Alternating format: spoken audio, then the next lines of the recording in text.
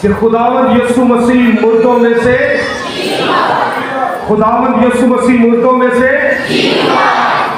तो आज ज़बूर 22 में से चंद आयात की मैं तलावत करूंगा और जिस आयत की मैं तलावत करूंगा उसकी तफसीर मैं करूंगा टाइम को मद्देनजर रखते हुए।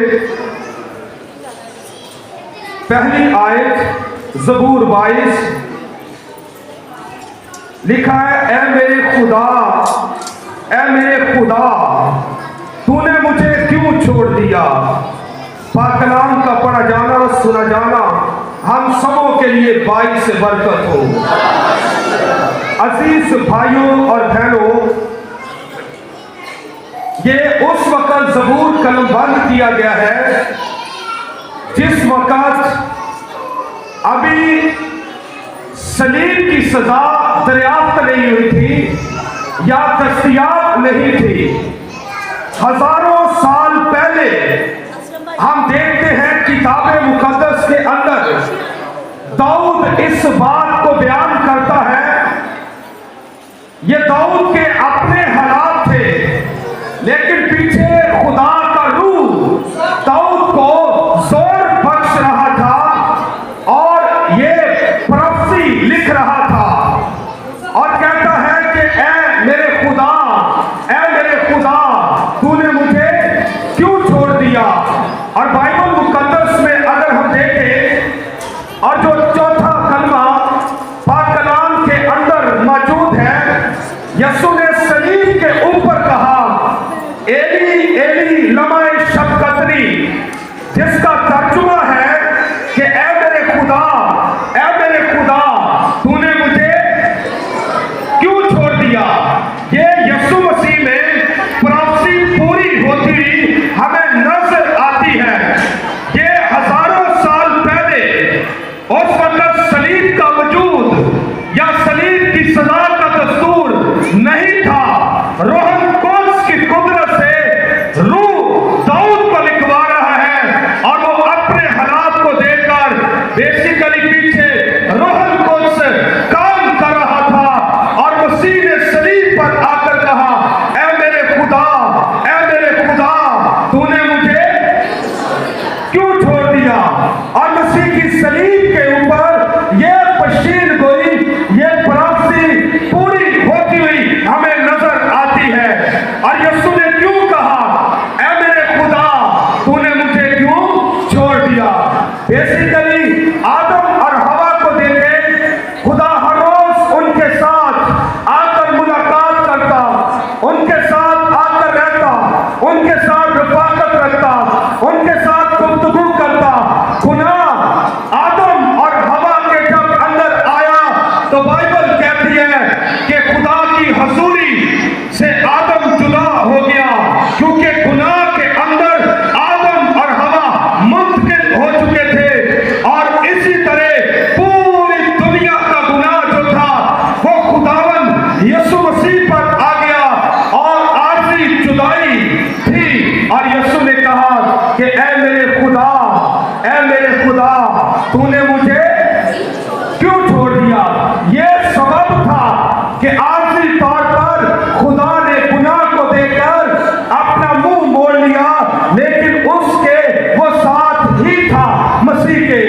दूसरी आयत, जल्दी से आगे बढ़ते जाएंगे।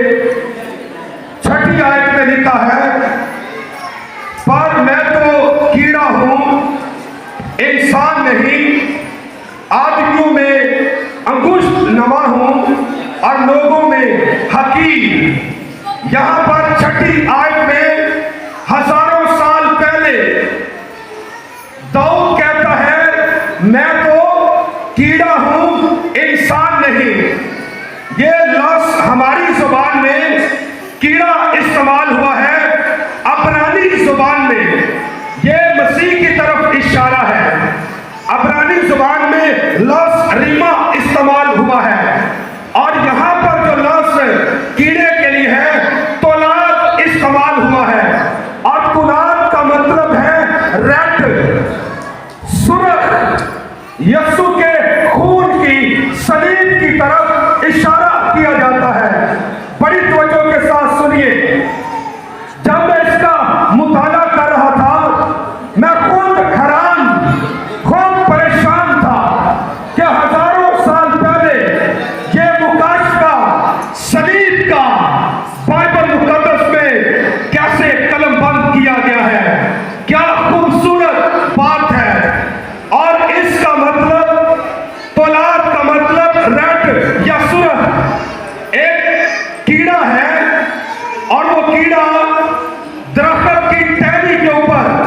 यीशु मसीह कहां पर मरा है? लकड़ी पर, सलीब पर। और ये कीड़ा जो होता है दरख्त की टहनी पर, ये चिपक जाता है। और जब इस कीड़े ने मरना होता है, इसका कलर सुर्ख होता है। एक नई जिंदगी तकलीफ करने के लिए एक नए कीड़े को जब ये जन्म देता है, ये मर जाता है और एक नया कीड़ा बाहर से निकलता है और खुद ये कीड़ा मर जाता है। ये सलीब की तरफ इशारा है कि सलीब के ऊपर मेरा और आपका मसीहा मर गया और सलीब के सबब से आज रूहानी तौर पर चर्च, कलीसिया, ईमानदार, रास्तबाज पैदा होते हैं। ये खुदा की कुदरत को देखिए। और ये मुकाशफा, ये भेद है। और दूसरा मतलब, ये कीड़ा अगर 3 दिन तक, यीशु मसीह तीसरे दिन क्या हुआ? मुर्दों में से इस मुकाशफे को सुनिए। 3 दिन तक इस कीड़े को अगर वहां से ना हटाया जाए, पकड़ा जाए, तो ये कीड़ा बिल्कुल 3 दिन के बाद सफेद हो जाता है। सफेद होने के बाद मेडिकली तौर पर इसको लेते और ये दरख्त के ऊपर, शायद आपने देखा हो, एक गूंद बन जाती है और उस गूंद को उतारते हैं जो सफेद कलर की होती है और उसको मेडिसिन के अंदर इस्तेमाल किया जाता है। और उसकी रिसर्च की गई और वो जो गूंद, वो कीड़ा जो सफेद हो चुका, 3 दिन के बाद वो दिल के सर्कुलेशन के लिए वो दवाई में इस्तेमाल होता है। अगर कोई दिल का बीमार है, दिल का घबराया हुआ शख्स है, और उस दवाई को देते और वो शिफा पाता है। आमीन। और आज यीशु मसीह बेसिकली तीसरे दिन मुर्दों में से जी उठा, ताकि जो कोई अपना दिल उसको देता है, वो उसका दिल पाक करता, उसका लहू आता, उसका लहू उसके दिल को साफ कर देता है। और ये दवाई दिल के शरीरों के लिए, दिल के लिए एक मजबूत और पार मेडिसिन का काम करती है। और अगर जिसका दिल कमजोर हो चुका है, गुनहगार हो चुका है, आसमानी दवाई यीशु मसीह का पाक ब्लड जो अपने दिल पर लेता है, उसका दिल बदल जाता है, उसका दिल पाक हो जाता है। और तीसरा मतलब, मैं रिसर्च कर रहा था, यह भी मुकाशफा भेद है। और जो कीड़े को जन्म देता, एक नए कीड़े को, खुद तो मर जाता, जब एक नया कीड़ा वो जन्म लेता और वो कीड़ा जिंदा रहने के लिए सबसे पहले वो उसी कीड़े को खाता जिसने उसको जन्म दिया है। और कलाम में लिखा है, जो मेरा गोश्त नहीं खाता और मेरा खून नहीं पीता, उसमें जिंदगी नहीं है। आमीन।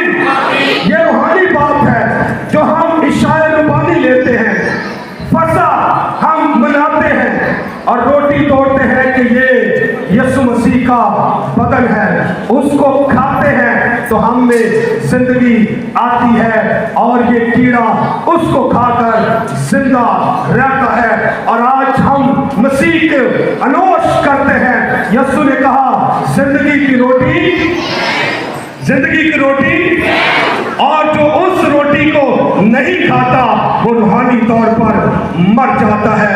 ये हमारी खुराक है। और मैं देख रहा था कि ये भेद, ये मुकाशफा कैसा अजीम है कि हमारे लिए कि यीशु सलीब पर मर गया, उसका खून आज भी हमें साफ और पाक करता है।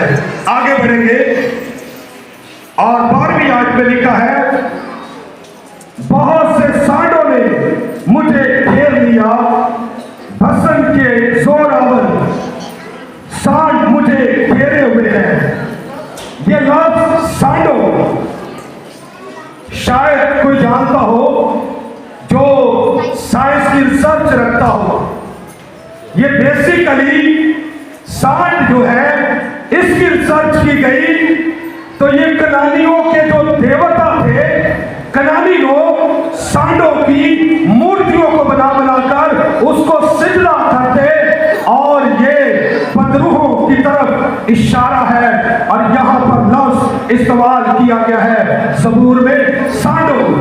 उस वक्त जब मसीह सलीब के ऊपर था और बेशुमार एक्टिविटीज हो रही थी, जिस्मानी दबाव, रूहानी दबाव, सियासी दबाव, कुव्वतें इब्लीस की मसीह का पीछा कर रही थी, उसके ऊपर फुल अटैक किए हुए थी।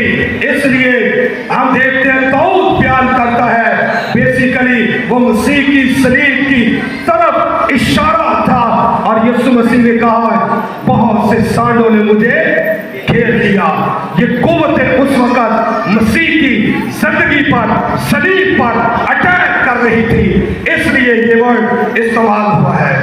और आगे बढ़ेंगे, हम 16वीं आयत में देखते हैं, लिखा है, क्योंकि कुत्तों ने मुझे घेर लिया, बदकारों की गिरोह में मुझे घेरे हुए हैं, वो मेरे हाथ और मेरे पांव छेदते हैं। कितनी वजाहत है, ज़बूर नवीस करता है, अभी कोई नामो निशान नहीं था, तो वो कहता है मेरे हाथ और पांव को छेदते हैं। और कलाम में यीशु के बारे में लिखा है, उसके हाथों और पांव को छेदा गया। आमीन।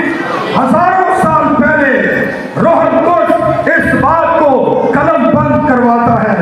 और आगे चलेंगे, उसके बाद 17वीं आयत में, मैं अपनी सब हड्डियां गिन सकता हूं। आमीन। अब यह भी सलीब की तरफ इशारा है, रूह कुद्स काम कर रहा है मसीह की सलीब की तरफ। और कलाम में लिखा है, मसीह की कोई हड्डी तोड़ी ना जाएगी। ज़बूर 34 में लिखा है कि मसीह की कोई हड्डी तोड़ी ना जाएगी। और खुरूज की किताब में लिखा है, जो फसा का फर्रा है उसकी कोई हड्डी तोड़ी ना जाए। और यीशु के साथ कितने डाकू थे? शाबाश, 2 डाकू थे। पहले डाकू की सिपाही आए, उन्होंने देखा और उस डाकू की हड्डियां तोड़ दी गई। और यीशु के बारे में पहले दाऊद भी बयान करता है और भी मुसन्निफीन बयान करते हैं। और जब दूसरे डाकू को देखा, और कलाम में लिखा है, उस डाकू की भी हड्डियां तोड़ दी गई। लेकिन यीशु मसीह के जब पास आए, उसके बारे में तो लिखा है कि उसकी कोई हड्डी, बोले, उसकी कोई हड्डी तोड़ी नहीं जाएगी। जब मसीह के पास आए तो मसीह की कोई हड्डी इसलिए नहीं तोड़ी गई कि उसने उससे पहले अपनी रूह को अपने बाप के सुपुर्द कर दिया था। इस बात से वो नविश्ता पूरा हुआ कि उसकी कोई हड्डी तोड़ी ना जाएगी। आमीन। और अगली बात जो राज मुकाशफा इसमें है, आप सब शायद जानते हैं, जो इंसान का खून बनता है वो इंसान की हड्डियों में से बनता है। खून कहाँ बनता है? हड्डियों से। और यीशु मसीह की हड्डी इसलिए नहीं तोड़ी जाती, जब कोई बर्रा, जब कोई जानवर ज़बह किया जाता है, उसके टुकड़े कर दिए जाते हैं, उसके खून की सप्लाई बंद हो जाती है। ऐसा ही ना, खून हड्डियों में जाता और पूरी बॉडी में हम देखते हैं कि वो सर्कुलेशन करता है। लेकिन मसीह की हड्डी इसलिए नहीं तोड़ी गई कि उसका खून आज भी हम देखते हैं बहता है, बाकसरत है, वापर है, वो आज भी जारी और सारी है। उसका हड्डियां इसलिए नहीं तोड़ी गई कि वहां हड्डियां तोड़ दी गई, खून बंद हो गया। लेकिन यीशु का खून आज भी जारी और सारी है। कोई भी दुनिया का इंसान अपनी रूह, जान, बदन पर मसीह का खून लेता है और वो पाक हो जाता है। आमीन। इस सबब से हड्डी नहीं तोड़ी गई थी, क्योंकि वो खून आज भी सर्कुलेशन करता है और आज भी पूरी दुनिया के अंदर जो कोई मसीह पर ईमान लाता है और उसका खून उसे पाक करता है। आमीन। आगे बढ़ेंगे, आगे लिखा है आखिरी आयत 31वीं आयत में, वो आएंगे और उसकी सदाकत को एक कौम पर जो पैदा होगी ये कहकर जाहिर करेंगे कि उसने ये काम किया है। उसने क्या ये काम किया है। अब ये देखें कितने लफ्ज हैं, 4। उसने ये काम किया है। और इनके इसके लिए अब्रानी का बाइबल में मैं पढ़ रहा था, एक लफ्ज है जिसमें पुराना ऐदनामा पहली दफा दर्ज किया गया, वहां पर लफ्ज आसा इस्तेमाल हुआ है और जिसका मतलब है तमाम। आमीन। जिसका मतलब है तमाम। और सलीब पर यीशु मसीह ने जान देने से पहले कहा कि तमाम हुआ। आमीन। यानी निजात का काम मैंने कंप्लीट कर दिया, मैंने मुकम्मल कर दिया, मैंने तमाम कर दिया। इसके बाद कोई कुर्बानी नहीं, कोई आपको दुख नहीं उठाना पड़ेगा, कोई आपको कीमत नहीं चुकानी पड़ेगी, कोई आपको सब चीज करने की जरूरत नहीं। मैंने अपना खून कुर्बान कर दिया, अपनी जान कुर्बान करके अपने खून की कीमत देकर तुमको खरीद लिया। इसलिए मसीह ने कहा कि तमाम हुआ। आमीन। और यीशु मसीह बाइबल मुकद्दस में लिखा है कि वो किताब मुकद्दस के मुताबिक इस दुनिया के अंदर आया, उसने दुख उठाए, उसने लानतें उठाई, उस पर सियासत की गई, उसकी दाढ़ी को नोचा गया, उसके मुंह पर थूका गया। और कलाम कहता है कि वो खुदा की असीम मोहब्बत थी और दुनिया ने उसको ना पहचाना। बाइबल में लिखा है और मसीह जो खुदा की मोहब्बत है, वो खुदा की सूरत है और उसके हाथ और पांव में कील ठोके गए, उसकी पसली में नेजा मारा गया और उसके सर पर कांटों का ताज रखा गया, उस पर सियासत हुई। और बाइबल में लिखा है कि सलीब के ऊपर यीशु मसीह ने अपनी जान को कुर्बान कर दिया। और मिदिया का रहने वाला यूसुफ, उसने उसकी लाश ली और बाइबल कहती है उस लाश को कब्र के अंदर रख दिया। और कलाम कहता है कि यीशु मसीह ने कहा था कि मैं मर जाऊंगा और तीसरे रोज मुर्दों में से उठूंगा। और बाइबल कहती है कि आज यीशु मसीह जो खुदा का बेटा, जो खुदा का कलमा, जो खुदा का कदूस, उसका कफन आज भी खाली है, उसकी सलीब आज भी खाली है और उसकी कब्र भी आज पूरी दुनिया के अंदर खाली है। आमीन। दुनिया की कोई भी कब्र उठा कर देखिए, बाइबल कहती है कब्रों के अंदर हड्डियां और बदबू के अलावा कुछ नहीं मिलता, लेकिन यीशु मसीह की वाहिद कब्र है जो इस दुनिया के अंदर खाली है। मैं समझता हूँ मैं और आप नराले लोग हैं, शायद उस तरह से हम मसीह की कदर नहीं करते। वो तो सारी दुनिया का बादशाह है, वो तो सारी कायनात का खुदावंद है जिसने आपकी खातिर कीमत अदा की है, अपना खून बहाया है। और आज अगर कोई शख्स गुनाह के अंदर मर रहा है, जिंदगी बसर कर रहा है, मैं समझता हूँ शायद उसके लिए मसीह मरा ही नहीं, मसीह मरकर मुर्दों में से जी उठा है। इसलिए अगर दुनिया का कोई इंसान गुनाह के अंदर जिंदगी बसर कर रहा है, जरूरत उसको है कि वो पाक दुआई, पाक खून अपनी रूह, जान और बदन पर ले और वो शिफा पा जाए। और मुर्दों में से जी उठना ये नहीं कि ईस्टर रात को कुछ लोगों ने शराब नोशी करके ईस्टर मनाया है। ये ईस्टर नहीं कि आप गलत काम करे, गलत तरीके से जश्न मनाए।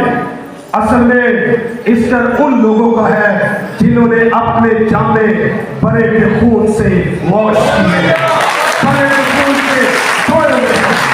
और मैं देख रहा था, खुदा का शुक्र है, आज सुबह सारी कलीसिया बड़े जोशोखरोश के साथ नारे बुलंद करते हुए और यीशु के मुर्दों में से जी उठने के ताल्लुक से सेलिब्रेशन कर रहे थे। और जलाल यीशु को मिल रहा था कि हकीकत में हमारा यीशु मुर्दों में से आइए अपनी आंखों को बंद करेंगे, सरों को खुदा की हजूरी में झुकाइए